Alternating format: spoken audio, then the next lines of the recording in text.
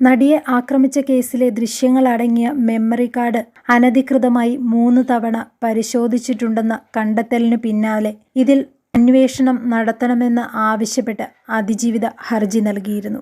അതിനു പിന്നാലെ നിരവധി വേദനിപ്പിക്കുന്ന സംഭവങ്ങളാണ് അതിജീവിതയ്ക്ക് നേരിടേണ്ടി വന്നത്. അതുകൊണ്ട് തന്നെ നടി ഇപ്പോൾ രംഗത്തെത്തിയിരിക്കുകയാണ്. സഹപ്രവർത്തകരെ സംരക്ഷിക്കാൻ പ്രതികൾ ശ്രമിച്ചേക്കാമെന്നും IG റാങ്കിൽ കുറയാത്ത ഉദ്യോഗസ്ഥന് അന്വേഷണ ചുമതല നൽകണമെന്നുമാണ് അതിജീവിത ഹർജിയിൽ ആവശ്യപ്പെട്ടിരിക്കുന്നത്. ഈ സാഹചര്യത്തിലാണ് നടിയുടെ ഇൻസ്റ്റഗ്രാം പോസ്റ്റ് ഇപ്പോൾ ശ്രദ്ധേയമായി മാറിയിരിക്കുന്നത്. This is unfair and shocking. എൻ്റെ കേസുമായി ബന്ധപ്പെട്ട മെമ്മറി കാർഡിൻ്റെ ഹാഷ് വാല്യൂ മാറിയതിൽ വിചാരണ കോടതി നടത്തിയ ജുഡീഷ്യൽ അന്വേഷണത്തിൻ്റെ റിപ്പോർട്ട് ബഹുമാനപ്പെട്ട ഹൈക്കോടതിയുടെ നിർദ്ദേശപ്രകാരം എനിക്ക് ലഭിക്കുകയുണ്ടായി. And it's tragically shocking.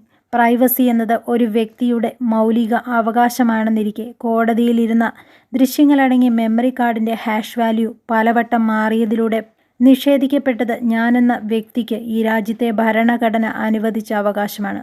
And it is very scary to know that my privacy is not currently safe in this court.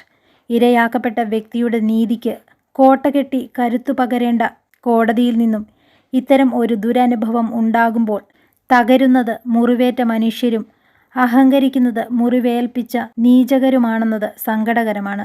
എന്നിരുന്നാലും സത്യസന്ധരായ ന്യായാധിപന്മാരുടെ കാലം അവസാനിച്ചിട്ടില്ലെന്ന വിശ്വസ്തയോടെ I will continue my fight until I get justice. ഓരോ ഇന്ത്യൻ പൗരൻ്റെയും അവസാനത്തെ അത്താണിയായ നമ്മുടെ നീതിന്യായ വ്യവസ്ഥിതിയുടെ തകരില്ലെന്ന പ്രത്യാശയോടെ എൻ്റെ യാത്ര തുടരുക തന്നെ ചെയ്യും. സത്യമേവ ജയതേ. നടിയുടെ ഇൻസ്റ്റാഗ്രാം പോസ്റ്റ് സമൂഹ മാധ്യമങ്ങളിലടക്കം വളരെയധികം ശ്രദ്ധിക്കപ്പെട്ടിരിക്കുകയാണ്.